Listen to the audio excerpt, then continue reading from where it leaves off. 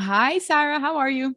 I'm good. How are you? I'm great. We connected a couple months ago and had a live, and I immediately knew that we had to talk again on the podcast because when it comes to attachment and tantrums and discipline and compliance and all of that, you cover it so well on your Instagram feed. So thank you for the work that you do. Thank you. I'm so glad we connected because I Mhm. love the work that you do so Thank you. much. Thank you. Today, we're going to merge two topics, and I am excited to dive into it because I know that this is a question that pops up in our minds. I find that when it comes to parenting styles, the pendulum has swung a little bit far towards the warmth and connection with our kids, and we forget that we need to balance that with discipline and limits and boundaries. So today, we're going Yeah. to talk about that. And in addition to that, I think that parents often feel that maybe if I discipline my child too much, or where is the line of too much? Like, how do I do this? That my child won't like me because perhaps I could speak from experience. We had parents who did that and we're very strong on the discipline part and not strong in the relationship part. And we want that relationship with our kids. So today's discussion will be focused on us answering the question, can we or how can we discipline our kids while maintaining a good relationship with them? And that's everything that you talk about on your feed. Yes, I'm very passionate about effective discipline Mm, merging with like really secure attachment relationships because I mhm, think they are very much aligned actually. If we mhm. understand, and I think effective being the key word, like Yeah. if we understand how to do it, then we can absolutely preserve the relationship. And in fact, I believe very strongly that not disciplining our children, and I want to define discipline because it's Yes. very misunderstood, this word, but like Yes. not disciplining our children does not maintain us. That also, it's like you can't go too extreme in any one direction, right? If Mm, you do not have clear expectations and follow through and boundaries and discipline with our children, it's that can make kids very anxious and it can make them really like not know where the lines are. And mm, that's not comfortable for kids. Obviously, extremely punitive discipline is not optimal either mm, because we're not really teaching much other than I'm big and you're small. And that can certainly affect the relationship. So it's about finding that sweet little middle space of warmth and high expectations and clear follow through. how about we start with the definition so that we're all on the same page for that? And then I think there's a word you just said that was key, right? The teaching part. So how do you define discipline? Yeah. So it's really simple. It means to teach. It's There you not go. about punishment. It's not like the way I often will have, try to like explain discipline to like give people a bit of a mindset shift is like think of the umbrella term discipline as teaching. Mhm. And then underneath that umbrella, there's lots of different ways that we can teach, right? We can teach through punishment. We can teach through getting low and close and explaining expectations in a warm way. We can teach through practice. We can Mhm. teach through modeling. We can teach through, many different ways. And how we choose to do it is going to change moment to moment, depending on our child's capacity to take in new information, That's important. which is a function of the brain, which is Mm. why I love talking to you because I love how much you like champion brain science. The more that we understand our child from that perspective, the more we can offer them what they need, right? So just thinking about what you described right now when it comes to discipline, right off the bat, knowing that you cannot discipline a child who's 18 months or 2 years old the same way that you would a 7 or 8 year old. How do Right. we, as parents who might not have this background, start to understand discipline according to like our child's level of development? Right. So I think when we start to think of discipline as teaching and not punishment, which I think colloquially they can be, you know, I think they can be merged in an inaccurate way. Like I think people use discipline and punishment interchangeably, and I actually don't think that that's accurate. Right. Yeah. Punishment is a type of discipline Mm-hmm. and not the other way around. So I think parents often, understandably, merge the concept of discipline and punishment. They think that they're synonymous, and they're not. Punishment is a type of discipline. Mm-hmm. And it does teach something, but it might not be what we're trying to teach, right? We also have to think about so this is to answer your question. First we have to decide, what is it that I want my child to learn in this moment? Usually most parents would say, I want my child to learn how to engage in pro-social behaviors. I would like my child to learn how to, stop when I say stop, hit the brakes, right? Hit the gas, do when I ask them to do something, cooperate. I want my kid to be kind to other kids and to other people and show respect. I want my kid. So basically we're saying I want my kid to have empathy. I want my kid to be able to be in control of their behaviors, right? All of those are great things we want for our kids. Of course we want those things for our kids. So we have to kind of reverse engineer. If I want my child to learn those things, how do I teach that? We can get a kid to stop a behavior. If that's the only thing that I want my child to do in the moment is just stop a behavior. Punishment's pretty good for that, right? Punishment, we know from punishment and rewards, behaviorism, Pavlov, Skinner, all that stuff. If we punish, which means we either put a non-pleasant stimulus after a behavior, I give you a timeout, or we remove a pleasant stimulus, I take your iPad away. Yep. We will reduce the frequency of that behavior. So, okay, great. We can stop a behavior with punishment. We can increase behaviors with rewards. We know that is true. Yep. But what are we teaching? We're teaching a child a very limited set of skills, which is don't show me that behavior. And that's kind of it. And so a lot of times what we see is a really kind of short half-life of that learning, right? They're not able to generalize it. Yeah, no, sorry, because there's always something also beneath that behavior as well, which comes down to the learning part. And so that's kind of what I try to help parents understand is if you really want your child to learn something let's say empathy, let's say I want my child to be able to share something. So I want them, really what I'm saying is I want them to be able to, imagine the other person's position and be generous with their possessions and be kind, right? So if I punish a kid for not sharing, or if I, make them share in that moment, I'm teaching them a behavior, but I'm not necessarily teaching them the underlying emotional skill set, right? To, have that reflective capacity to say, what does this person want and why? And also, what do I want in this moment and why? And can I honor that for myself? So a lot of times we have to sort of look under the hood a bit. And it's not just about changing the behaviors. It's kind of a bigger task. And it's tricky because parents, we also want our kids to share, and we want our kids to behave, and we want our kids not to hit. Of course, we want these things. But I think we can't always address just the behavior. If our kid is hitting, you kind of have to say why might they be feeling what they are feeling that is leading to the impulse to hit, and also where their brain development is. Can my child inhibit the impulse to hit when they are a small child whose frontal lobes become kind of inaccessible to them very easily? Exactly. It's not always possible. I'm thinking of the parent who's perhaps listening to this and thinking, how does this apply to a child who's whining all the time, or who's having all these tantrums or who's having all these tantrums all the time? And they might not see that as a child needing tools. They might not see that as a teaching moment. It's just a child whining and it's frustrating and I'm annoyed right now and I need to stop it. So, and the way that I view that, obviously this in the same lens as you do, is this emotion regulation, area. And that's a huge thing, because as a parent, I first need to regulate myself, because if my child is crying or whining, I might want to lose it automatically. And there's a lot there. So with everything that you just said now, how would that apply to that type of behavior or emotions?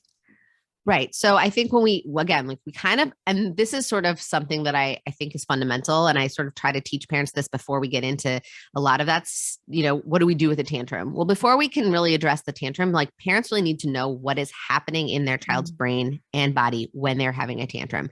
They need to understand sort of a basic concept of brain science and the nervous system, right? When a child is having a tantrum, they are in a state of fight or flight, right there, which means that the thinking part of their brain, their prefrontal cortex, the part of the brain that's responsible for inhibiting an impulse, which means stopping a behavior, like stopping them, hitting the brakes, the part of their brain that's responsible for problem solving, for asking for what they need, for just critical thinking, being reasonable or rational.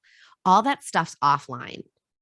What's going on with the brain is it's like a fire alarm gets pulled. If I perceive a threat, my amygdala pulls a fire alarm and my nervous system moves into a state of fight or flight so that I can keep myself safe. It's a survival mode. It's an evolutionarily important thing for us to be able to go into fight or flight.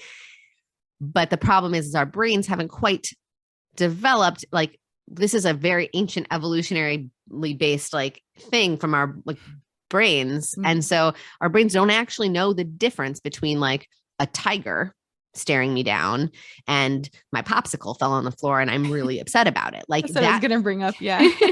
Or like the cup, or giving a kid a cup that they asked for the right color. They asked for blue, you give them blue and they lose it. Right. Like they're not in danger. We don't see it from the perspective of their brain, but their brain sees it that way.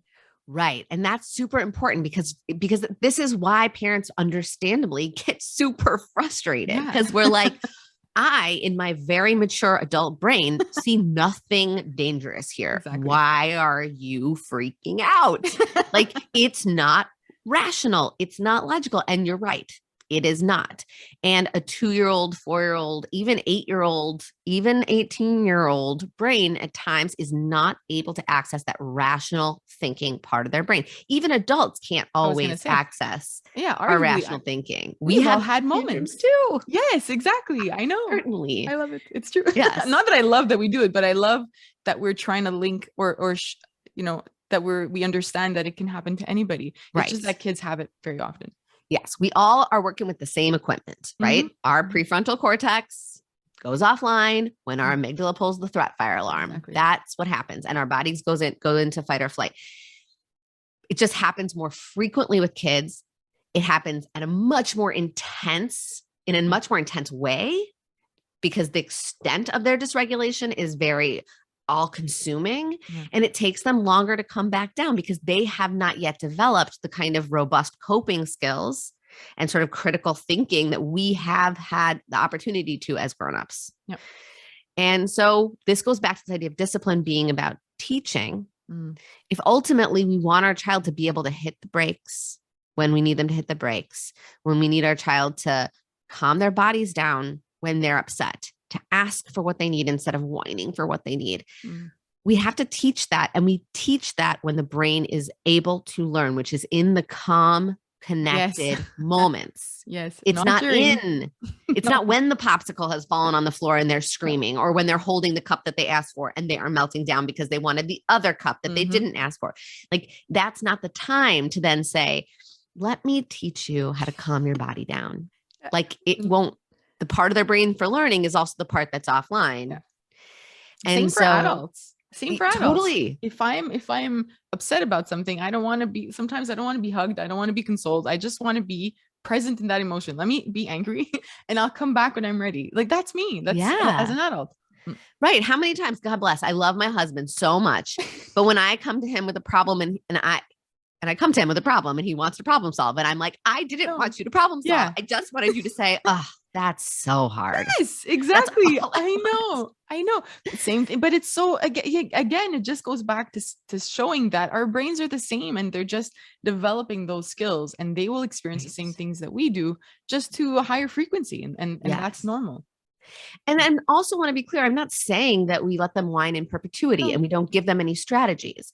I'm not saying that we allow them to throw that cup that they didn't want on the floor and scream at you. Like, we can also create what I like to call like the edges. I want my kid to know where the edges are, where the behavior crosses a line that I'm going to say it's my job in this moment to either keep you safe, to keep you healthy, to move you through the schedule of the day. You know, if you're doing something that interferes with my ability to do that part of my job, I'm going to stop you. Mm. Right. And there's where this idea of like discipline is fostering secure relationships. I want my child knows where the edges are in our relationship and in the world. They feel safe. Mm-hmm. They feel contained. They trust that I am going to step in and keep them safe. I love that visual. And I mean, I sort of take it from therapy, frankly. I mean, I'm a clinical psychologist. I started not doing parenting support, but doing therapy with adults with sort of chronic trauma histories, like really chronic childhood trauma. And a lot of the work in therapy, we talk about the frame of therapy and how the relationship, the therapeutic relationship helps to create this. It has a frame and the patient knows where those edges of that frame are. And that's really important. It's why like you have a weekly session at the same time and it's in the same place. And, you know, there's a lot of consistency in the therapeutic relationship. You know, it's not a two-way relationship in the way that most social relationships are. Like as a therapist, I'm not telling you about my day. I'm here to talk about your day or your life. And there's the frame, right? It's clear. It's very clear what can be expected by the patient with the therapist. And similarly with parents, like obviously it's not a therapeutic relationship, a mother-child or a parent-child relationship. You're not the child's therapist, but you are in a way holding this frame for them. You want them to know what they can expect from you. You want to be consistent. If you say no to something, you want them to trust that no. You want to have that follow through. It doesn't have to be very like, it doesn't have to be devoid of warmth. I can say, no, I'm not going to let you throw that cup on the floor. If you're throwing the cups, we're going to have to put the cups away and we'll try to have a drink again in a little bit. And then I'm going to actually take the cup despite maybe a full-blown meltdown and protest. And then, because that's them showing me, I don't like that you're setting this limit. Great. I'm okay with my kid communicating to me that they don't like something. It's not going to change me following through on the limit. True. It's not going to make me agitate. I mean, it does sometimes make me agitated, but I'm going to try to contain that agitation. I'm trying to self-regulate, try to remind myself, this is the way that they are showing me that they're upset with this decision I'm making. It's still my job to make this decision. Keep going. You got this, right? Like I coach myself through this sometimes. I have to. And I have 2 toddlers. I have to do this a lot. Like, yeah, no kidding. I wonder a parent who's listening right now. So I've spoken to parents that are afraid their child won't like them or that they'll break that bond or relationship if they discipline too much and have too many rules in the home. But then I remember speaking to a parent that had told me my child is in control of the house because they had no rules and boundaries, and the relationship actually got better as the parent introduced boundaries slowly, in the home. What would you say to a parent who does have that fear that if they start with the consequences and will get pushback, obviously, because the child won't like that, how do we start introducing those boundaries while also addressing the fears that we have in our head regarding the relationship? Yeah. Well, I think it's important to know. And I think chances are if a parent is fearful that if they set a boundary and their kid doesn't like the boundary, that their kid won't like them, chances are they experience sort of like inconsistent boundaries or confusing boundaries as a kid, right? And maybe it was that if I have anger, I'm told that that's personal, right? Like, if you share anger with a parent and your parent gets very, very mad at you for being angry, you're going to learn, okay, anger is not really that safe. It's a pretty dangerous feeling, right? I work a lot with families around the issues of anger and shame and fear and all these really uncomfortable, challenging feelings, and trying to help parents recognize the feeling itself is safe. Our children can be angry. They can be angry at its decision that we make. They can be angry with us, and that's safe. It's not dangerous.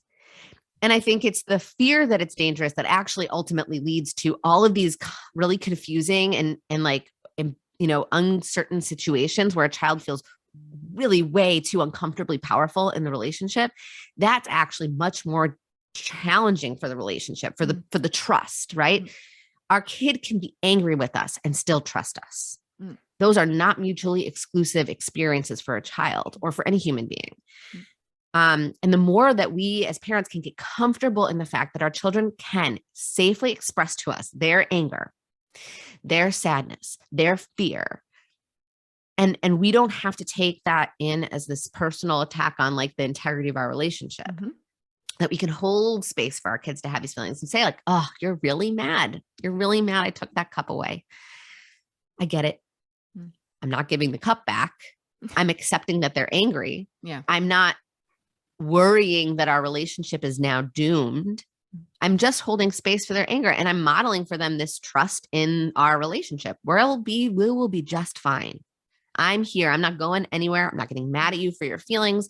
I'm not going to make you go away from me. I'm not, we're moving on. We can move through this.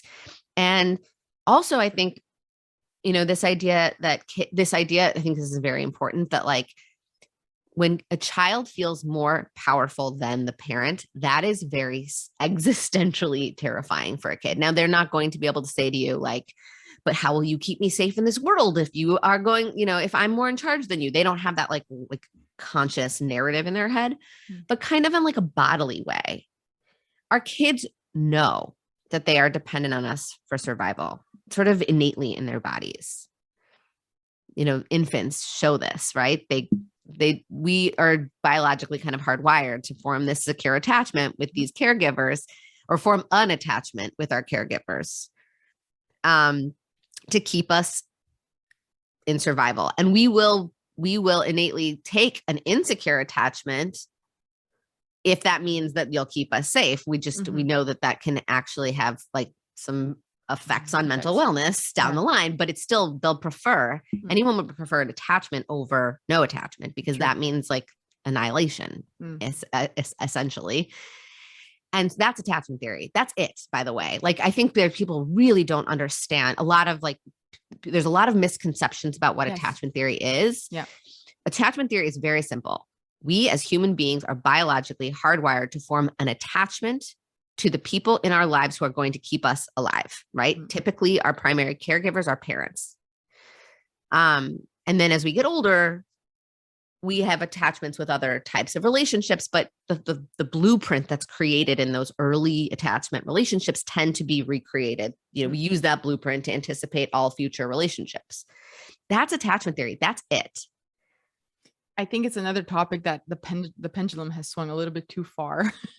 I think there was an Instagram account, I think it was last week, I forget who it was, but they cover attachment as well. And they were out and about with their newborn baby in a stroller. I don't remember who it was. Instead of having them in the baby carrier. Oh, it's Babies and Brains. I forgot her name. And somebody wrote to her, she has short blonde hair, I think. Yes, anyways, she's great. But somebody wrote to her and said, but you talk about attachment. Why is your child in a stroller? And I think that's a perfect example of how society has misunderstood or misinterpreted what attachment is. Yeah. Yeah. And I think it's really stressful for parents. Yes. Because parents then think, I am going to damage my child's attachment to me or the security of that relationship if I have my own needs, if I am separate from them, if I don't meet all their needs. And in fact, meeting every single one of our child's needs for proximity to us does not actually create a secure attachment. It creates codependency and enmeshment, right? That's actually not optimal. We talk about a lot in psychology, the idea of the good enough parent. It's not like oh man, I can't be perfect, so I guess I'll settle for good enough. That's not what it means. Yeah. It's actually optimal. It is the goal. Being good enough is the goal, because if we were to meet every single one of our child's needs and always get it right, our child actually would not have a very important part of their identity development occur. It's the misattunements in the inevitable misattunements, I should say, because we absolutely cannot be perfectly attuned to our children, but it's the inevitable misattunements. Like, my baby's crying and I feed them, but really they were tired. Mm. Or, Yeah. they were hot, but I put a sweater on them because I was, whatever, like we're going to mess it up. Mm. They needed me and I wasn't there. Mm. That happens. Right. Mm-hmm. When our child misses how do I say this? Okay. So when our kid's born, the lines between where I end and where my parent begins is blurry. Like it's amorphous, right? I don't really know the difference. It's all just kind of like a mess of like touch, right? And light and sound. But over time, as that child has these experience of misattunement with the caregiver, that's the buds, the little beginning ripples of the sense of self, right? Oh, we are two separate people. I am me and mom is mom. We are not merged. And the space that kind of evolves from that, this repeated realization, oh, wait, I am me and mom is mom. I'm me and they are different. That's where the sense of self develops. And also the space that's now emerging between me and this other person, that's the relationship. That's the attachment relationship. And when we talk about attachment styles, people hear the word secure attachment, insecure attachment, avoidant attachment, anxious, all that stuff. What we're talking about is the quality of that relationship, what the quality of that attachment bond. Everybody, almost every single human being will have an attachment bond with their caregivers. The question that we're looking at in psychology is how secure is that attachment? And when I say secure, I mean, how much do I trust that this person is going to keep me safe? And that sense of trust can develop with lots of misattunements. We do not have to get it right all the time for us to develop that sense of trust. The research shows we have to get it right about anywhere between 30% of the time and like 95% of the time. There's wow, that's a huge range. Window. I know. But I hope that settles new parents who are listening, right? Because we're so afraid as new parents. And I remember being a first parent a couple of years ago, where it's like, you just want to make sure that you do everything right. And you're afraid that, if you have to go to the bathroom and your baby's crying, that like, I'm going to mess it all up, and that's the fear of a new parent or a new mom. And I think the way that you've just painted this picture of what we have to be mindful of helps us kind of bring us back to what's important. I know that there are lots of parents who are probably going to ask like, okay, so now what? Give me details. When I get the big picture of this now, but where, besides the consistency of that, like not miscommunication, with the misattunement, what does that look like in terms of a newborn life with their caregiver? Right. I think a lot of it is actually us regulating ourselves, really. Like, can we be a calm and consistent presence for our child? Doesn't mean we need to meet all their needs all the time. It doesn't mean that we need to make them happy all the time. That's a huge myth. Our kid, and that I think goes back to that, the parent that's afraid to set the boundary because their kids will be upset with them. Upset, anger is totally fine. Happiness is not the goal. We do not need our children, nor do we want our children to experience happiness at all times. That's true. Sets them up for a very unrealistic expectation of what life will feel like, and a deficit in tolerating the natural, uncomfortable emotions that come with life. I want my children to experience the entire spectrum of emotions and know every one of those feelings is safe. And mom is consistent. Mom doesn't change, whether I'm not drastically, at least we fluctuate because we're also human beings. Like sometimes I'm going to be less patient with certain feelings, right? Because I'm also human and maybe I'm hungry or tired or cranky or whatever. Yeah. Again, 30% of the time, we got to get this right. 30% of the time, like not all the time, but typically our child needs to consistently sense our calm presence in the face of their fluctuations. Their fluctuations in emotions, their fluctuations in need states, all that stuff. We want to be sort of this like grounded rock for them, what we call in attachment theory, a secure base. The parent needs to be a secure base for the child to then say, I've got this rock that I come back to and I can leave again. And then I come back and I refuel, and then I can go again and I come back and I refuel. And you see this, like, for example, if you are a parent on the playground, you will see secure base in action. Watch your child next time you're at the playground and watch how they will come to you and then they'll go off and play. And then after a little while, the Look for pressure you. of the separation will mount, and they'll need to come back and just check in. And then they go back out again. And then they come back in, and then they go back out. And you'll see this. Just watch other kids do it with their caregivers. And sometimes it's not a physical check-in. Sometimes they just need to look up and see it. You're there, and then they can keep playing. But that's you're functioning as a secure base when your child is doing that.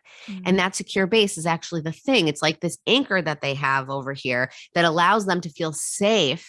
They're tethered to this anchor, and it allows them to feel safe to go off, explore, take risks, learn new things, become this like full human being.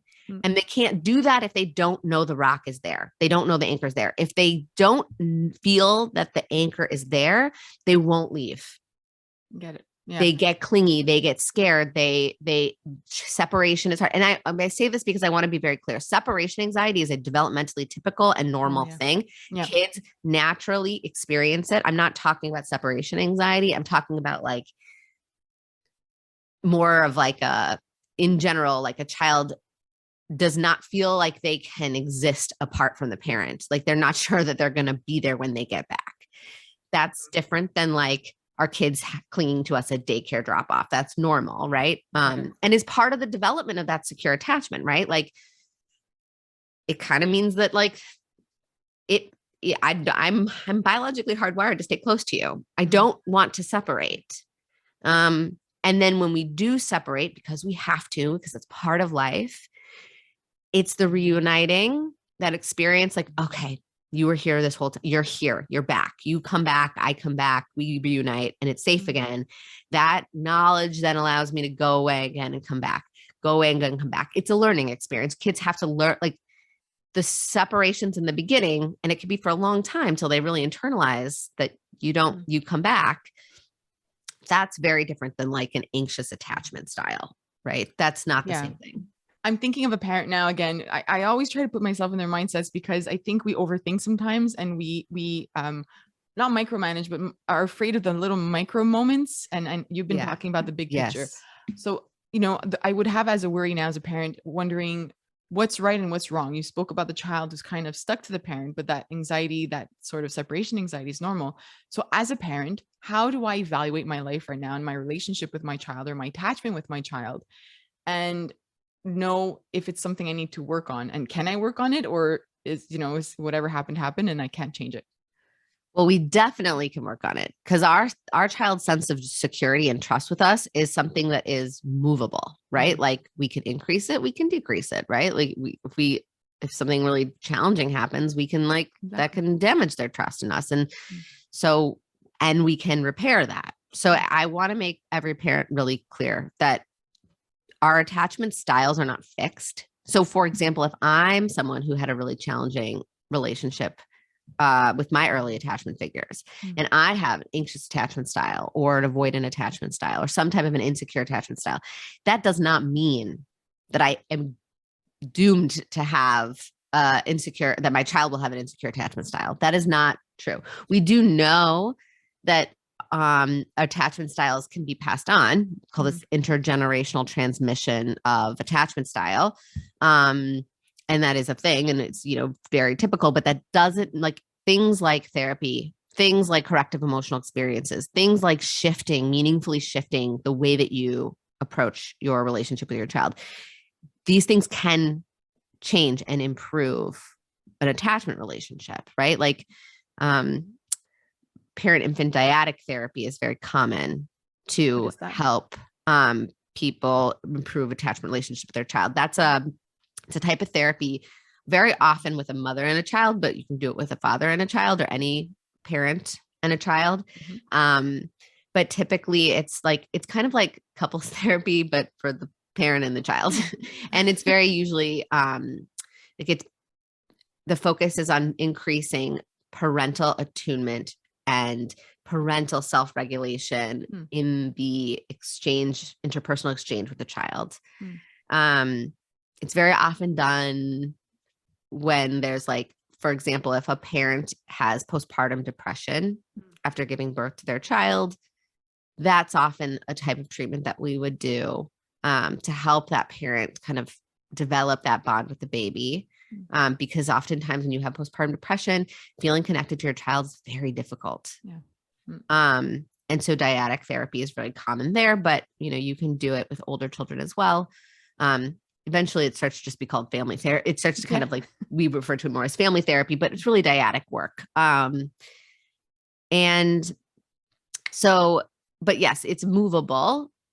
And that's more like in extreme situations, right? But typically, I'm always kind of mindful of like, I want to kind of paint the whole picture, but then I also want to kind of ground parents. Most parents listening to this podcast episode probably have a pretty solid relationship with their kid. One, they're listening to your podcast, which means they're pretty like, they're thinking about this stuff. And chances are, if you're thinking about this stuff, you are tuned into your kid. True. At least enough of the time that you're probably doing a pretty good job. And so I don't know. I feel like it's always this balancing act of like giving people the paint the whole picture, but also reminding people that, think of a bell curve. Most people are in the middle of that bell curve. Most people are developing a secure attachment with their child. And if they're feeling like they're not, they can always reach out to a psychologist that specializes in attachment,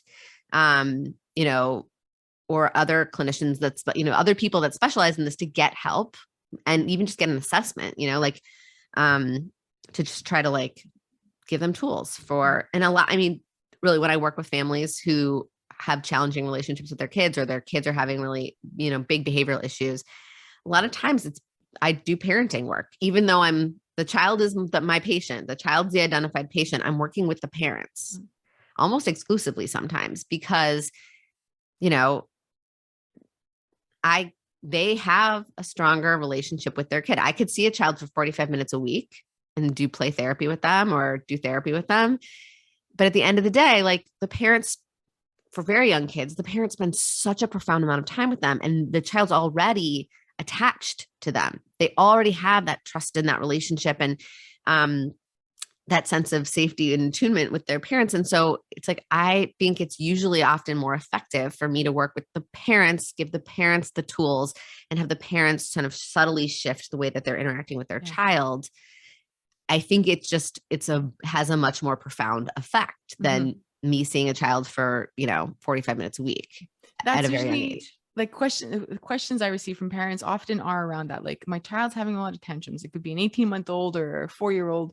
And how do I stop those tantrums? But it comes back to our behavior and how we respond to that and how we regulate. And it's hard sometimes as a parent, because you want a quick fix. Just tell me what to do. Yeah. I want to end them. They're frustrating. They're, but we can't. It's a lot of the work. A lot of the work ends up being back on us. Yes. And it's not easy. It's not easy. And actually I like created a course to try to answer that question for people. Because like, yes, I do work with a lot of parents one-on-one about tantrums, but I'm only one person and I can only see so many people in a week. And so I basically took sort of like the first couple sessions that I tend to do in therapy with families, and I put it into like a digital course so that I'm giving people, it's like 6 modules. It's like a relatively quick thing. You could do it in a day. But it's like broken down into sort of 6 pieces. One is the neuropsychology piece, like what is actually happening in my child's brain and body when they're having a tantrum, so I can understand it. And when we know what's going on, 1, we take it less personally, and 2, so we could stay calmer, and 2, we can be more effective in our interventions. Because if I know what the problem is, I'm going to be more effective in solving it instead of just sort of throwing spaghetti at the wall. But 2, then we go over self-regulation. That's like the second step in the course. And then I talk about how you do that. And then we talk about co-regulation, which is how do I help my child get back into this place of calm and safety? And then we talk about prevention, because that's like, what do you do before a tantrum even starts? And then we talk about consequences and discipline, which is what do you do after the tantrum? And then I talk about sort of 3 of the most challenging emotions that I think trigger the most dysregulation in both our children and in us, which is anger, shame, and fear/anxiety. And that's the course. And I think when I often will say, like, that's like the first step I want people to know when I do therapy with them or parenting support with them, because if they have that down, if your kid's having tantrums and you can learn that bit of information, the rest of the work is a lot easier when we're actually targeting like, okay, well, how is it playing out with your child? And what are the exact scenarios that are going on? Like we can then troubleshoot, but you have this sort of foundational baseline knowledge. And so I called the course, The Science of Tantrums. And I love it. It's like, I'm happy that it exists because I feel like it's hard to explain it over and over and over again. And so it's like, I just feel like, okay, just listen to this. Yeah. Just for everybody who's listening, I will add that link to the show notes and links to your resources as well, whatever we mentioned today. So they can have easy access. Yeah. I don't remember how we got into tantrums, but I do remember that I wanted to make sure that a parent knows how to assess their environment right now when it comes to attachment. So how can they, what sort of signs should they be looking for? You spoke about the park, but just in case a parent's wondering, my 4-year-old never lets go of my leg when somebody is new, or my 4-year-old very easily goes out with a stranger, and they want to start thinking about those little moments. Like, what should they be thinking of? So that's actually probably more about temperament than attachment, right? Like kids who are slower to warm up can be securely attached. Kids who are very gregarious can be securely attached. That's not actually really what attachment is measuring, right?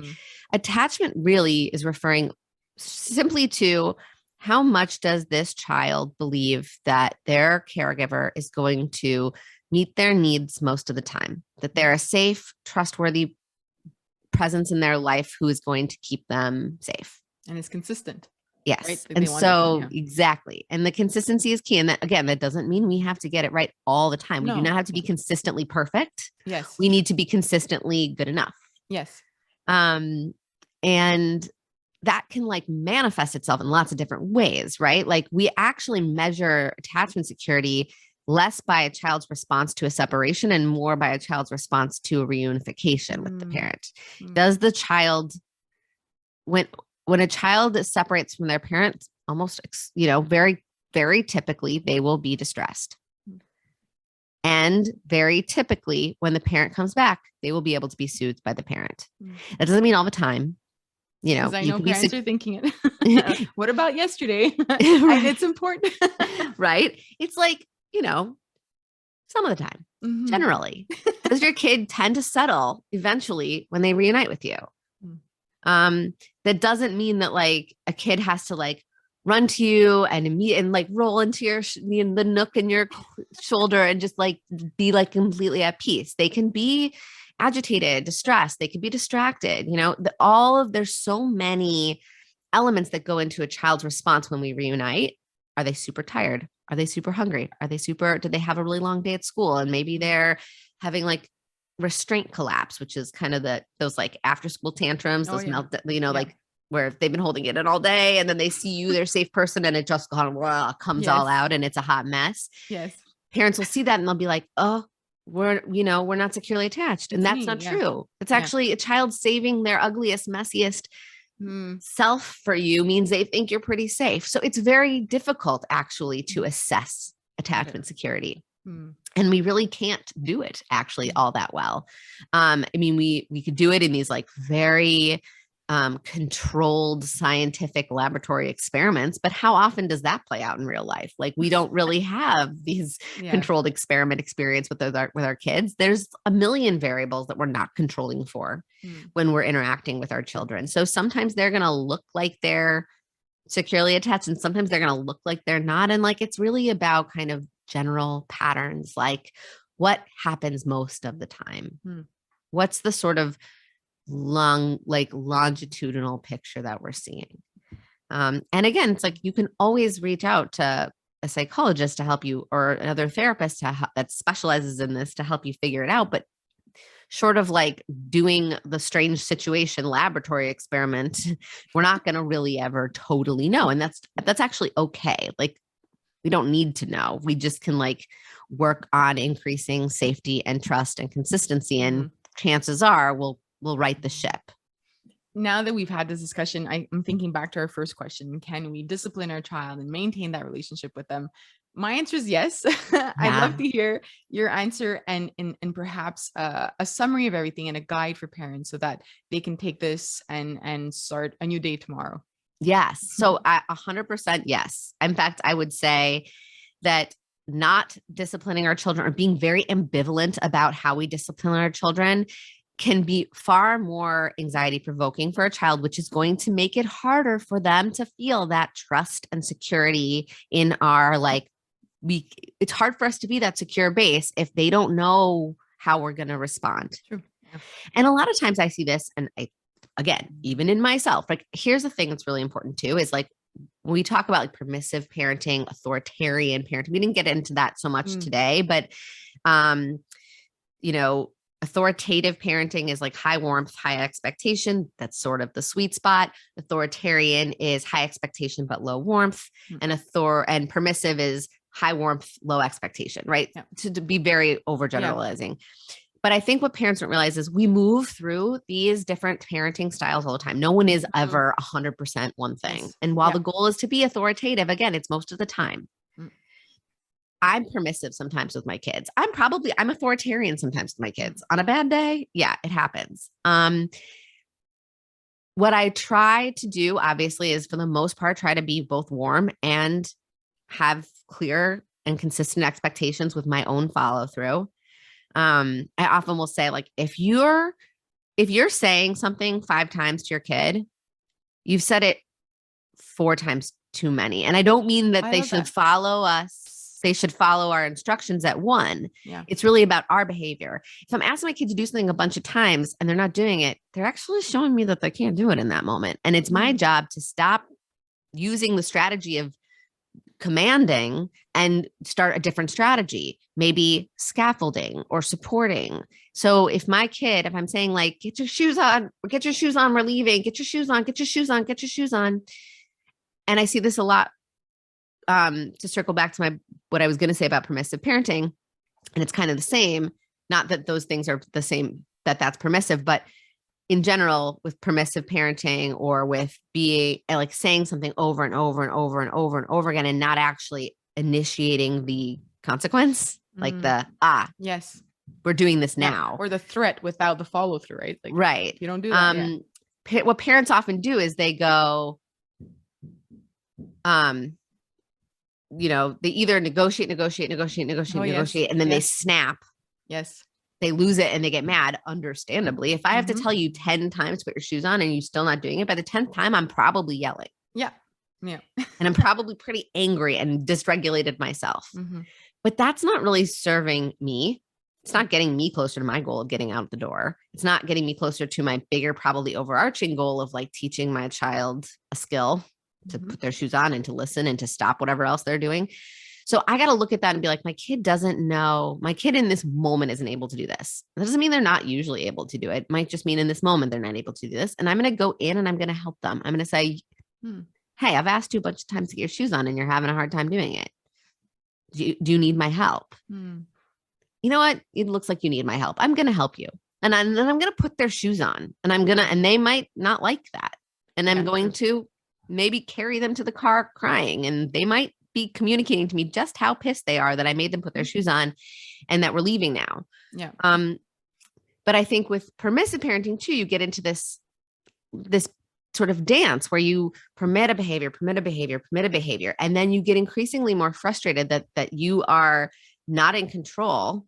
And you are maybe reading this as like, oh God, they're defying me. And then you snap and you go over to this authoritarian spot of like, I'm yelling and I'm punishing. And it's a hard place for a parent to feel effective. It makes us feel very helpless and very frustrated and kind of disheartened by the whole parenting. It makes parenting not so fun. Yeah. Because you're always disciplining, right? You're always creating consequences. You're the bad guy. That's what you feel like all day, rather than like having a balance and everything. And it's hard. And I think with the shoe example you gave, I could think about toys in our house, and you get stuck. And I think instead of offering that tool, or like you said, putting the shoe on, you get so frustrated and you either go super hard in terms of like consequence or boundary because you've lost it, or you do it yourself, right? It could be putting the toys away, and they've learned at that point, if mommy keeps saying it and we don't do it, she'll do it. And we have to think about that. Yeah. And that's why I think like we all are moving around this spectrum of like, warmth and expectation. Yeah. But I think having realistic expectations, developmentally appropriate expectations of our kids, is part of this challenge, right? If I think that my 4.5-year-old son can always put his shoes on when I tell him to, I know my son is capable of physically putting his shoes on. He does it regularly.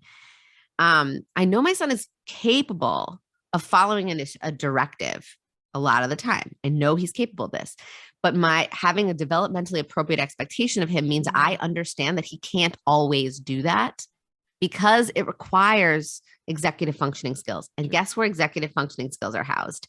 In our prefrontal cortex, that same part of the brain that goes offline when our child is dysregulated, when our child's having any type of like intense emotional experience, or if they're really distracted. Like, you know, if our kid is hyper focusing on something, on play. Yeah. And you have to leave. And they have to leave, shifting set, inhibiting, like I'm going to stop one thing and move to another. Those are all executive functioning skills. And they're challenging for a 4.5-year-old to always be able to do. So one is having realistic, developmentally appropriate expectations of our kids. And knowing that their capabilities, their access to their skills shift very frequently. 2 is I'm also going to have effective discipline strategies. It is a discipline strategy to yell at my kid. It is not the most effective discipline strategy because it's not actually, when I think about effective, it's about me achieving my goal as the parent. My goal in this moment is to get my child to stop playing with their toys, get their shoes on, and get in the car. I want to go. And so I also want to help my child move closer to being able to do that on their own, but also maybe they're not able to. So I'm going to scaffold. I'm going to get low and I'm going to get close. I'm going to maintain their emotion regulation because I don't want them to get dysregulated because I need them to do something. I need them to use their frontal lobes to get this task finished. And so I'm going to try to maintain regulation by using my own calm nervous system to communicate safety to them. If I get big and loud, I'm going to move them away from being able to do what I'm trying to get them to do. So I want to use this co-regulation to help them understand this is safe. This is challenging. I'm going to help you do this, but I have an agenda here and we're going to follow my lead now. And I also am going to accept that they may get very upset by me making them do this thing. And I'm not going to see that as a threat to my authority. I'm still going to just follow through on the thing because it's my job to move my kid through the schedule of the day. It's my job to say, we're done with this and we're moving on to this now. I have to do that. I'm picturing the park right now as you were describing all of that. Yes. I sit back at the park sometimes and it's hard because you get it. I have 3 kids too, you know, and it's, some will be happy, some won't. But what you just described is what I watch parents kind of do or struggle with when they're at the park and it's time to leave. And, you know, I've spoken about like, you know, giving a time, a countdown, and some parents tell me it doesn't work. I've spoken about giving options like go slide 2 more times or swing, or I don't know, jump on something 3 more times, but then we have to go. And some parents still struggle with that, but there's a boundary. How do you balance that sort of transition that you were talking about, like playing and having to leave the house or the park? What can a parent do in that moment? I mean, it's hard. You want to set them up for success as much as possible, right? That's the preparation piece. That is the prevention, right? We do want to give them, you know, warning. We want to give them like concrete things. Like at the park, I'll always say you have time to do one more thing versus you have 5 more minutes because that's more concrete and tangible than minutes and time. But I also have in my mind need to have realistic expectations that my child developmentally may not be able to just stop and go. Because I'm asking them to do that and telling them that's the plan, I'm doing my job. I'm preparing them. You can prepare your child and they will be able to do the transition. You can prepare your child and they won't be able to do the transition. And I think parents get tripped up thinking, I've done my job. Now they need to do their job and their job is to obey. And that I think is the challenging part. We want to teach our children to follow instruction, but we don't actually need to do that in the moment for them to learn that. I think what they need to learn is where the edges are. I'm going to tell you what the limit is. I'm going to help you prepare for it as much as possible.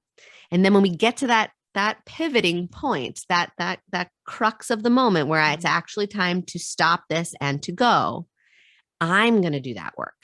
I, the parent, am going to help you stop what you're doing and go. That's my job.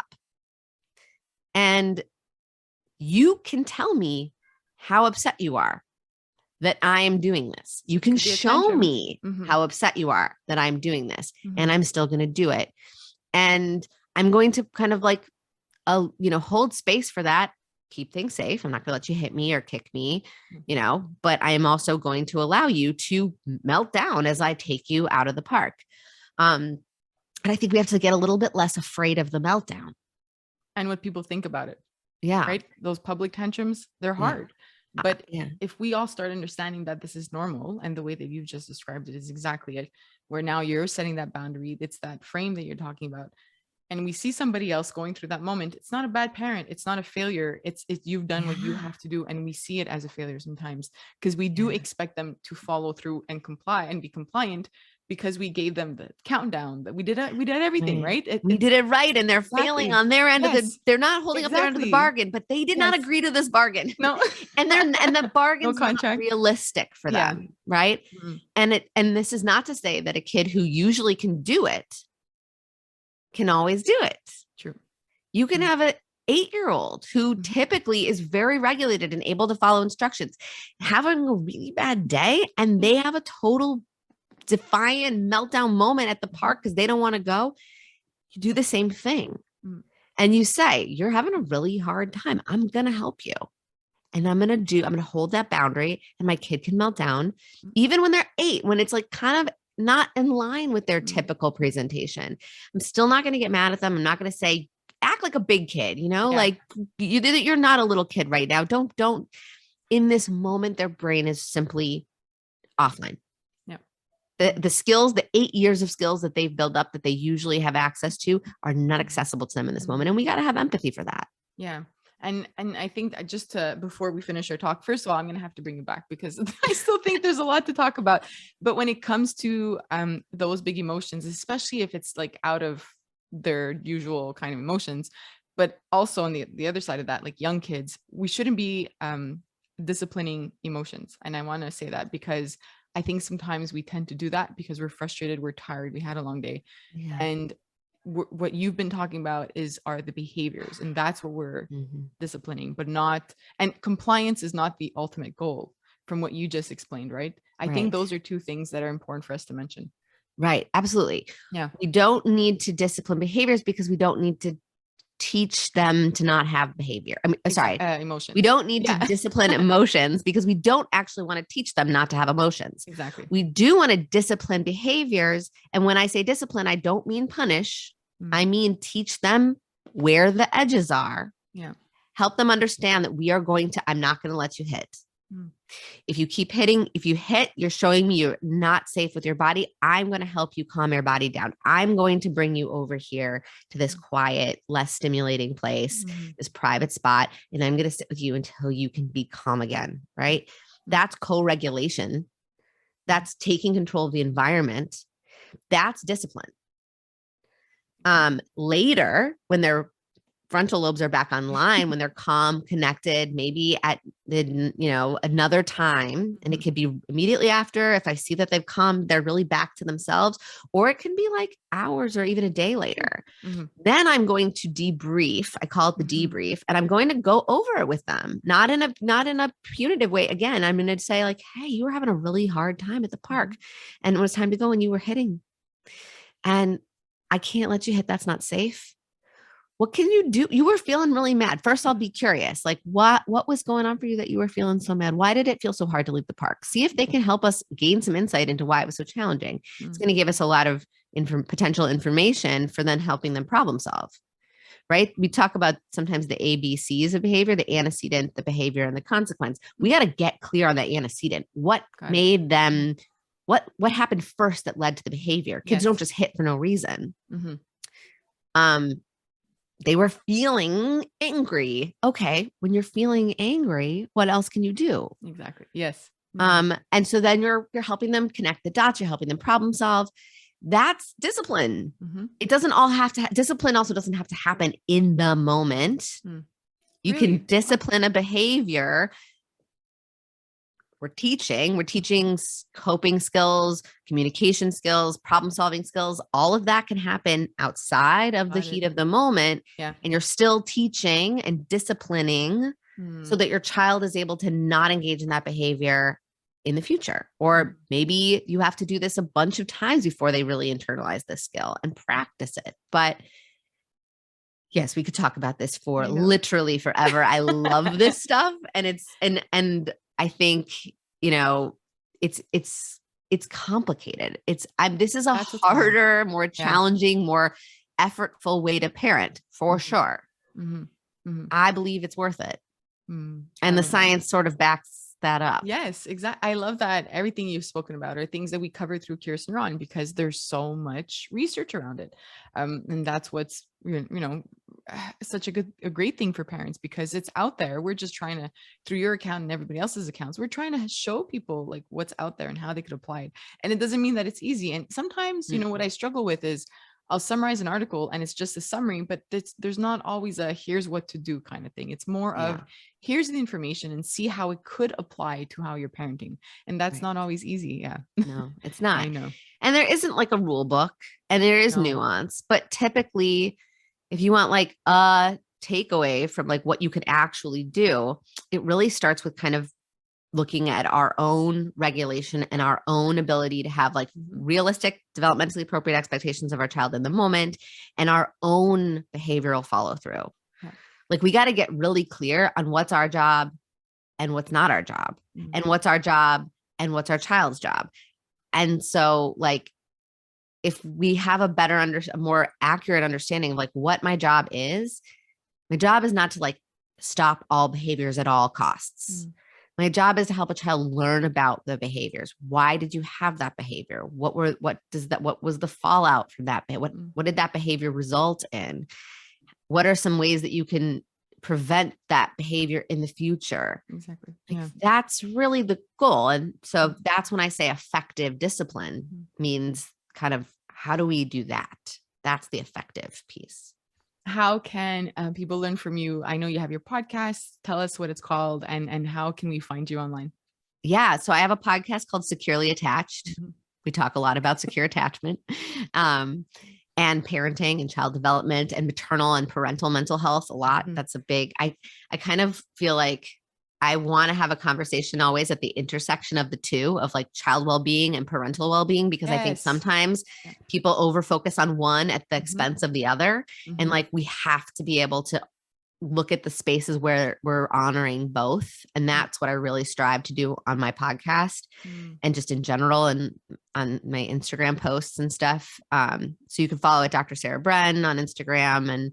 And if you are interested in like clinical support, I have a group practice in Pelham, New York. And we do parent coaching nationally. We do therapy interventions in New York State. So you can go to upshurebren.com to learn more about the work that I do with families and with parents and children.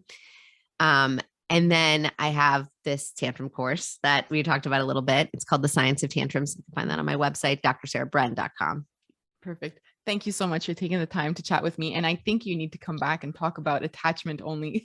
It's such a big topic. And going back to ourselves as parents too, I think that's something that we might not think back in terms of like what it looked like and what, in terms of what our relationship was with our child and we don't with our parent, and we don't realize how much it impacts our relationships with people around us. Yes. I'd love to have that discussion. Last night, funny enough, my husband was listening to Shameless. I haven't watched the series, but it was an episode where there's this girl, I believe was his daughter, and she tells her sister or sister-in-law, I wish I can have like a good relationship. I can't find a partner. I can't find somebody to be with. And her sister says, that's dad's fault. and I thought about our conversation today and I was like, this is exactly what we need to talk about. We need to understand attachment and how that, has an impact on what even arguing or communication with our partners, right? It's so huge as a topic. Yes. Yeah. All our relationships, our parent-child relationship, our relationship with our partners, our romantic relationships, our relationship with our friends. These are all informed by that blueprint, right? That we were talking about earlier, that blueprint that is formed by those initial early attachment styles. And that doesn't mean that we are, again, like destined and have it's like, written in stone and we can never break out of this blueprint, but we have to have a way to edit the blueprint if we Yes. want to change the attachment patterns. That's And it. That's the title of our next podcast episode together. We're done. Yes. I can't let you go. I clearly want to talk to you a lot more. Thank you for joining me. And thank you to everybody for listening to the Curious Neuron podcast. Again, you can rate it on iTunes, leave a review, follow us on Instagram at curious_neuron, or email me at info@curiousneuron.com. Thanks, everyone. Bye. Bye, Sarah. Bye.